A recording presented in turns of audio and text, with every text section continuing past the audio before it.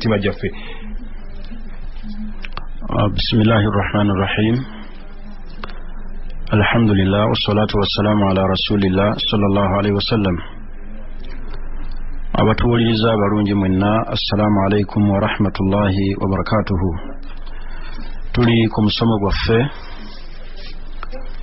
ogugamba nti ihfadillaha yahfaduk, wekuumire ku Allah, Allah kuume. Hadisi ya Ibn Abbas radiyallahu anhuma, nabbi muyamukutira ebigambo ebiyitirivu ebirungi, namugamba nti ihfadillaha yahfaduk, wekuumire ku Allah, Allah kuume. Ihfadillaha tajiduhu tujahak, wekuumire ku Allah, onaabanga olaze wonna Allah ojja musangangawo. Namugamba nti wa idha sa'alta fas'alillah, bw'obanga osaba saba Allah yekka. Tuli ku nsonga ey'okusaba Allah subhanahu wa ta'ala. Twagamba nti okusaba ibaada kuba kusinza Allah, ng'era Allah yatugamba tumusabe, n'atugamba nti ud'uuni astajib lakum, munsabe mbaanukule. Nekiraga nti okusaba ibaada. Kyoba olaba nti addu'a silahul mu'min, okusaba kyekitala ekyomukkiriza oba ekyokulwanyisa ekyomukkiriza. Du'a kusaba Allah subhanahu wa ta'ala. Tuzze tunnyonnyola emiteeko emitendera mwe tuyita mu kusaba Allah okulongoosa okusaba kwaffe. Twagamba ekisookera ddala kwe kusaba Allah bi asma'ihi al-husna wa sifatihi al-ula, kwe kumusaba ng'okozesa amannya ge amalungi n'ebitendo bye ebya waggulu byeyeetenda nabyo Allah subhanahu wa ta'ala. Ekyo twakitunuulira awamu n'okutunuulira amannya ga Allah subhanahu wa ta'ala. Ne tugamba ekyokubiri kwe kusaba Allah subhanahu wa ta'ala bil a'mali as-saliha, n'emirimu gyaffe emirungi. Kozesa emirimu gye emirungi ng'osaba Allah subhanahu wa ta'ala, Allah asobole okukwanukula. Bw'omala okusaddaaka saba Allah, bw'oba omaze okusoma Qur'ani saba Allah, okuyunga oluganda kusabise nako Allah, okuyisa obulungi abantu kusabise nako Allah. Buli lw'okola omulimu omulungi beera ng'osaba Allah subhanahu wa ta'ala. Faddu'aun, okusaba Allah ibaada kuba kusinza Allah. Kyova olaba abantu bangi beewandiiseeko ebipande ne beefuula abasomi b'edduwa nti basabira abantu, ne babasuula mu nsobi ennene eza shiriki. Babasabye okusala ebisolo. Oli n'omugamba njagala kunnombera ku dduwa, nagga asala embuzi. Leeta embuzi ogisale. Abamu bazisaze ne baziziikanga namu, abamu ne basala ebisolo ne babijjako eddiba ne babita, abamu ne babaga basalira amalaalo, embuzi oba endiga. Okullu hadhihi al-ashya shirkiya, ebyo byonna abantu bye bakola bibasuula mu shiriki. Walidhalik, n'olw'ensonga eyo twagala okuyingira ku muteeko ogwokusatu gwe twali tutunuulira mulundi ogwayita okusaba Allah bidu'a il-muslim as-salih,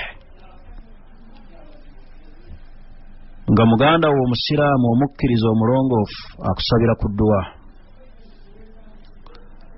Idha waqa'a al-muslim fi dhiqin shadid, omusiraamu bw'afuna obuzibu ebumugwako oba alina ekizibu, akkirizibwa okugamba muganda wo omusiraamu okumusabirako eri Allah.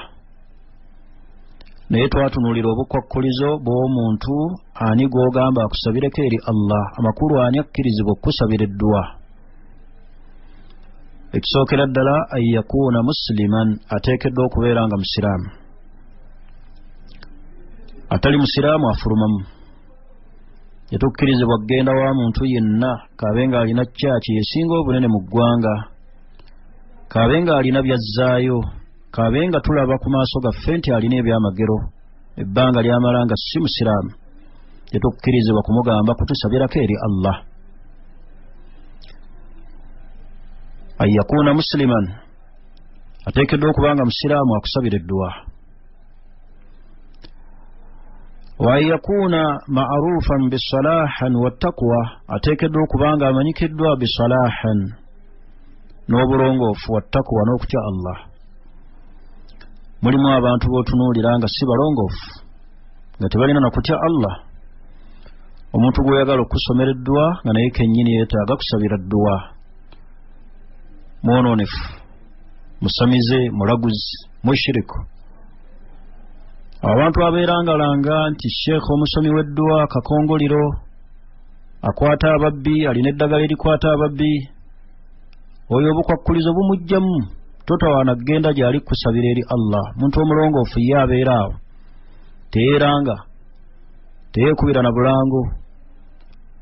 Ate era omulongoofu tumulaba n'omugamba nti nsabirako eri Allah, n'akusabirako eri Allah subhanahu wa ta'ala.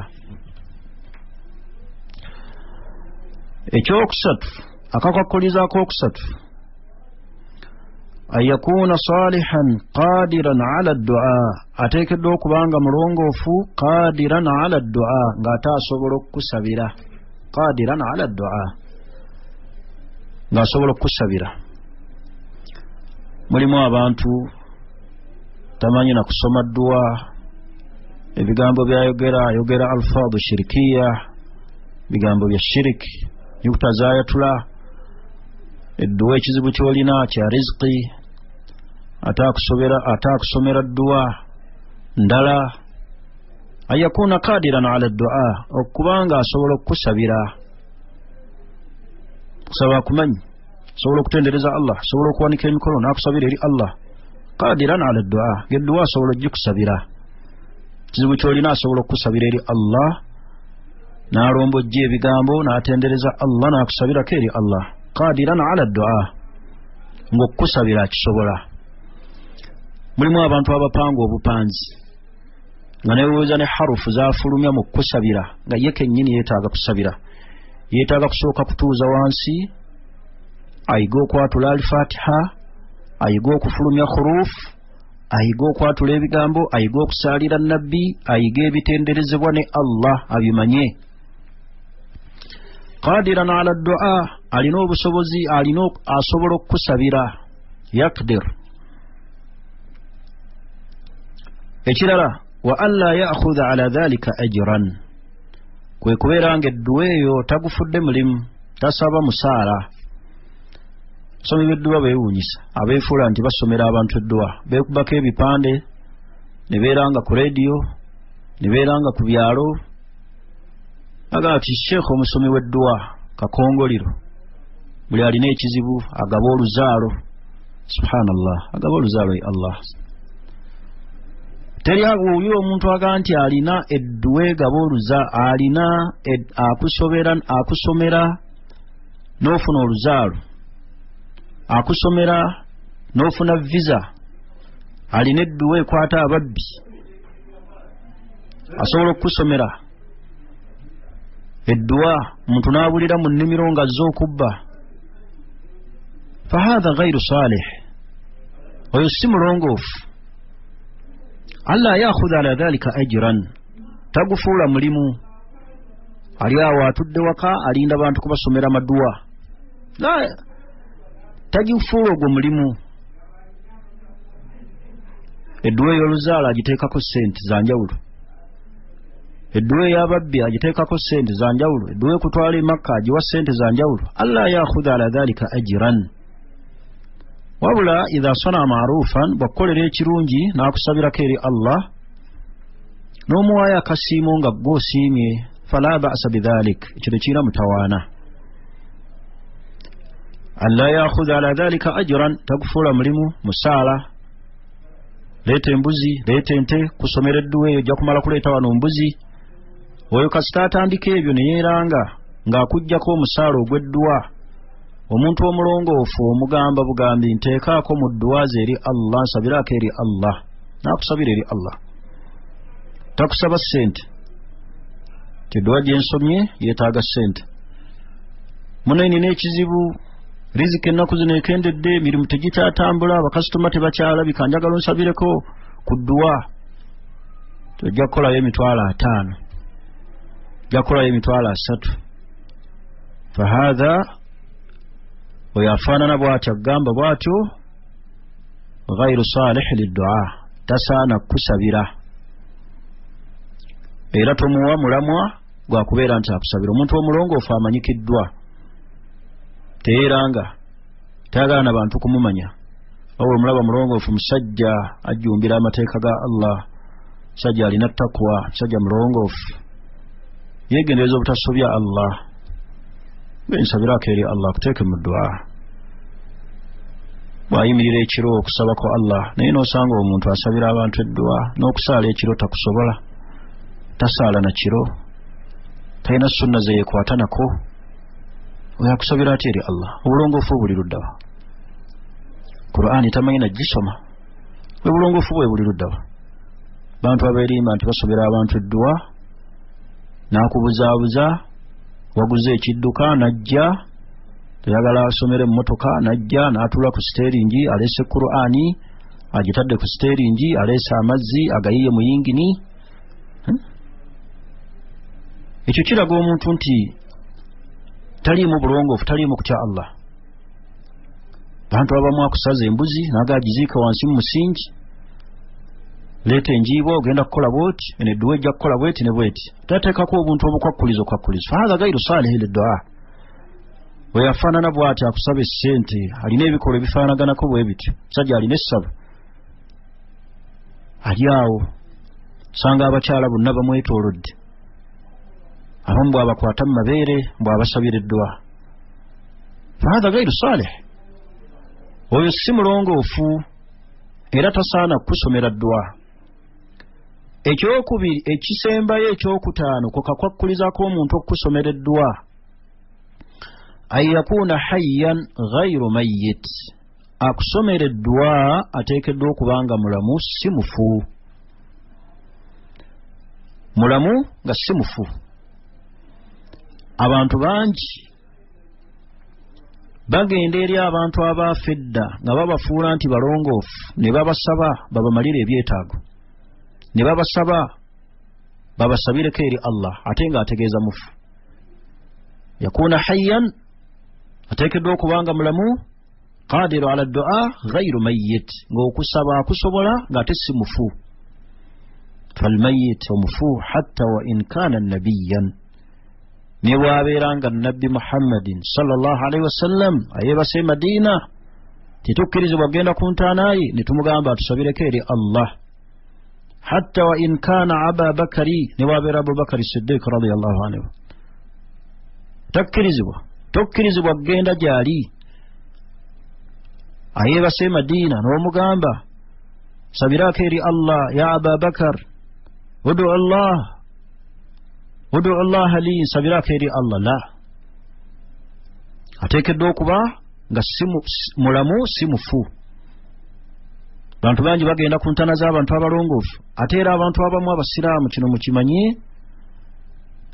tutera nnyo okuziika abantu ku mizikiti oluusi abamu babadde bamufuti abamu bayimaamu abamu baziinyi simanyi abamu be baawaayo ebifo ne tubaziika ku mizikiti abantu abo ne basuubira nti abantu bano abaziikiddwa ku mizikiti balina enkizo oluvannyuma lw'essala abantu ne bagenda ne babasaba ne bakolera shiriki eyo kyobulaba obusiraamu tebukkiriza kuziika muntu ku muzikiti abantu baziika na mimbali bwe guba nga omuzikiti gwe gwasookawo kabuli eggyibwawo bwebanga kabuli yasookawo masjidi tekkirizibwa kuzimbibwawo naye abantu abo betuziika ku muzikiti abantu abamu basuubira nti balina enkizo oba oluusi abaana baffe abalijjo oluvannyuma balisuubira nti abantu abaaziikibwa ku mizikiti baba n'enkizo ne bagenda ne babasaba bameka bagenda eri abafu be basuubira nti balongoofu abamu babayita ba awuliya nti oyo wali n'agenda ku ntaanaye n'amugaa nsabirako eri Allah ya Abdul Qadir Jilan ankidhni nsaba ontaase, ishfa'ni nsaba omponye, mpa oluzaalo ng'asaba amalaalo olw'okuba yasuubira nti yali mulongoofu. Fahatha shirk waliyadhu billah. N'olw'ensonga eyo omuntu akusabira edduwa ateekeddwa okubanga hayyun, mulamu si mufu. Muntu bw'abanga yafa newankubadde nga yali mulongoofu, abantu baamulinamu thika, obwesigwa, obunywevu eri Allah, bw'afa takkirizibwa kusabibwa dduwa, wabula gwe atokkirizibwa okgendayo omusabireko eri Allah, olambule kaburi ye ng'olambula mu nnambula ey'ekisiraamu eya shariya. Assalamu alaikum ya daara qawmi almu'minin wa inna inshaa Allah bikum lahikun. Gedduwa bwegenda n'obasabira, so saate gwe kubasaba bakusabira eri Allah. Ekyo abantu bangi naddala baganda baffe min alhujjaji baagala okugenda e Makka ate ne basooka ne bagenda eri entaano zirambula ne bazisaba zibakkirize batambule bulungi mu safaari, ne bazisaba olukusa bagende e Makka. Ekigambo ky'edduwa kigambo kinene, mulyango munene ibaada, kubanga kusinza Allah. Wala yusrafu du'a, edduwa tekkirizibwa kukyusibwa n'osaba ng'osaba atali Allah. Faman sarafa du'a ila ghayri Allah, muntu buli wakyusa edduwa n'agizze etali Allah, n'asaba ekitali Allah, ng'okusaba abafu, okusaba amalaalo, okusaba abantu abalongoofu bakutaase, bakuwonye, bakuwe oluzaalo, bakuwe emaali, okusaba amajinni, fahatha shirk. Shiriki yennyini afulumya omuntu mu busiraamu. Naye kam min ikhwanina almuslimin, bameka baganda baffe abasiraamu abagwa mu nsobi ezifaanaganako bwe zityo. Oli n'agenda eri entaana n'asaba abantu abo bamuwonye, n'asaba abantu abo babeere nga bamuwa oluzaalo, bamuwonye ebizibu by'alina.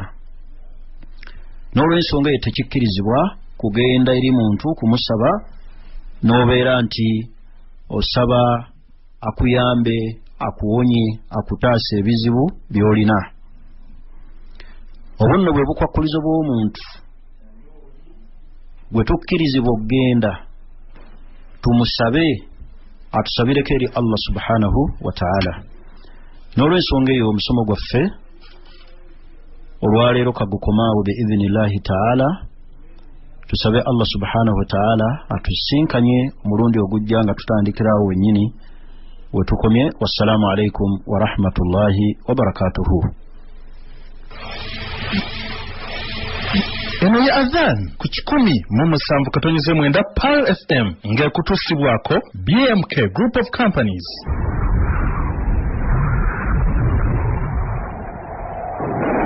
قال رسول الله صلى الله عليه وسلم يغامب ومبكوا الله وكساسرك الله كبيرك يه نيميرمبه إذا سمعتم المؤذن بمبمولد موازيني فقولوا مثل ما يقول المؤذن مديمو غومازيني بواغامبا الله